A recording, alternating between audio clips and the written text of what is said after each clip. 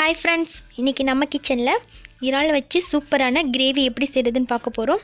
இந்த கிரேவி சாதத்துல போட்டு சாப்பிடுறதுக்கும் சப்பாத்திக்கு சைடு டிஷ்ஷாவும் ரொம்ப சூப்பரா இருக்கும். இதுவரைக்கும் தமிழ் ஃபன் சேனலை சப்ஸ்கிரைப் பண்ணாத நண்பர்கள் சப்ஸ்கிரைப் பண்ணிக்கோங்க. அப்படியே பக்கத்துல இருக்க பெல் ஐகானை கிளிக் பண்ணிருங்க. நம்ம ஸ்டவ் ஆன் பண்ணிட்டு pan வச்சுக்கலாங்க. நல்லெண்ணெய் சேர்த்து செஞ்சீங்கன்னா ரொம்ப நல்லா இருக்கும் இறால் கிரேவிக்கு. அதில் வந்துட்டு 50 கிராம் அளவுக்கு எண்ணெய் சேர்த்துக்கோங்க. 3 பட்டை 3 கிராம்பு சேர்த்துக்கோங்க. 1 டேபிள் ஸ்பூன் அளவுக்கு ஜீரகம் சேர்த்துக்கோங்க. சேர்த்துட்டு ஸ்பைசஸ் எல்லாம் நல்லா பொரிஞ்சு வரட்டும். இப்போ இது கூட 1/4 கிலோ அளவுக்கு சின்ன வெங்காயத்தை ரொம்ப பொடியாக கட் பண்ணிவிட்டு சேர்த்துக்கோங்க. நம்ம கிரேவிலாம் செய்யும்போது சின்ன வெங்காயம் ஆட் பண்ணி செஞ்சோம் அப்படின்னா நல்லா டேஸ்டியாக இருக்கும். வெங்காயம் சேர்த்துட்டு வெங்காயம் கொஞ்சம் வதங்கிட்டு இருக்கட்டும். இப்போ இது கூட 5 டேபிள் ஸ்பூன் அளவுக்கு இஞ்சி பூண்டு பேஸ்ட் சேர்த்துக்கலாம். நான் இன்றைக்கி வந்து 1/2 கிலோ அளவுக்கு இறால் எடுத்திருக்கேன். ஸோ அதுக்கான மசாலா தான் இதெல்லாம். இஞ்சி பூண்டு பேஸ்ட்டு சேர்த்துட்டு வதக்கி விட்டுருங்க. இப்போ இது கூட 4 கொத்து கருவேப்பிலை சேர்த்துக்கலாம். கருவேப்பிலெல்லாம் சேர்த்து செஞ்சிங்கன்னா நல்ல வாசனையாக நல்ல டேஸ்டியாக இருக்கும் கிரேவி. இப்போ இஞ்சி பூண்டு பேஸ்ட் நல்லா பச்சை வாசனை போனதுக்கப்புறமா 4 தக்காளியை மிக்ஸி ஜாரில் போட்டு நைஸாக அரைச்சிட்டு ஆட் பண்ணிடுங்க.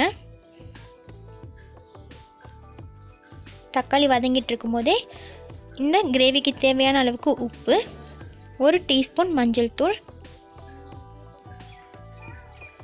1/2 டேபிள் ஸ்பூன் மிளகாய் தூள்,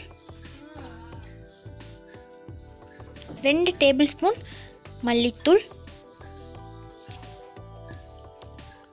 1 டேபிள் ஸ்பூன் சோம்புத்தூள், 1 டேபிள் ஸ்பூன் ஜீரகத்தூள், 1 டீஸ்பூன் மிளகுத்தூள். மசாலாலாம் ஆட் பண்ணிடுங்க. கூடவே 2 பச்சை மிளகாயை 4 கட் பண்ணி சேர்த்துக்கோங்க. கொஞ்சமாக மல்லி இலைகள் சேர்த்துட்டு நல்லா மிக்ஸ் பண்ணி விட்டுருங்க. தக்காளி கூட சேர்ந்து இந்த மசாலாலாம் சேர்ந்து நல்லா பச்சை வாசனை போய் நல்லா வதங்கி வரணும். அது வரைக்கும் ஒரு 10 நிமிஷம் போல் அடுப்பை சிம்லே வச்சுட்டு மூடி வச்சுருங்க. இப்போ நம்ம ஓப்பன் பண்ணி பார்த்தா பாருங்கள், மசாலா நல்லா வெந்துட்டு எண்ணெயெல்லாம் வந்து ரிலீஸ் ஆகி வந்திருக்கு. இந்த அளவுக்கு மசாலாவை நம்ம வதக்கிக்கணும். ஸோ நம்மளுடைய இறால் வந்துட்டு ரொம்ப நேரம் வேகாது, சீக்கிரமாக வெந்து வந்துடும். அதுக்காக நம்ம மசாலாவை நல்லா வேக வச்சிடணும். மசாலா வந்து பச்சை வாசனை போய் எண்ணெய் பிரிஞ்சு வர வரைக்கும் கண்டிப்பாக நீங்கள் வெயிட் பண்ணி செய்யணும். அப்போ தான் வந்து டேஸ்டியாக இருக்கும் கிரேவி. வதங்கி வந்ததுக்கப்புறமா இது கூட லைட்டாக 1/2 டம்ளர் அளவுக்கு தண்ணி சேர்த்துக்கோங்க. தண்ணி சேர்த்துட்டு தண்ணி நல்லா கொதிச்சிட்ருக்கும்போது நம்ம சுத்தம் பண்ணி வச்சுருக்க இறாலை சேர்த்துக்கலாம். இறாலில் இருக்க குடல்லாம் எடுத்துடுங்க. எடுத்துகிட்டு நல்லா சுத்தமாக வாஷ் பண்ணிவிட்டு அதுக்கப்புறமா ஆட் பண்ணுங்கள்.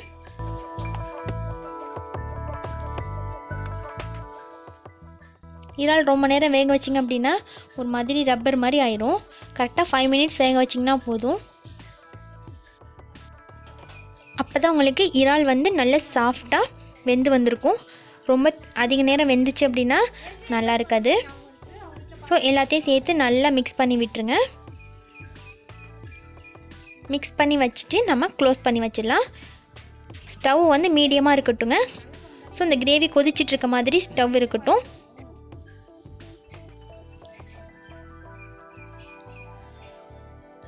இப்போ இந்த அளவுக்கு நல்லா மிக்ஸ் பண்ணி விட்டுட்டு நம்ம க்ளோஸ் பண்ணி வச்சிடலாம்.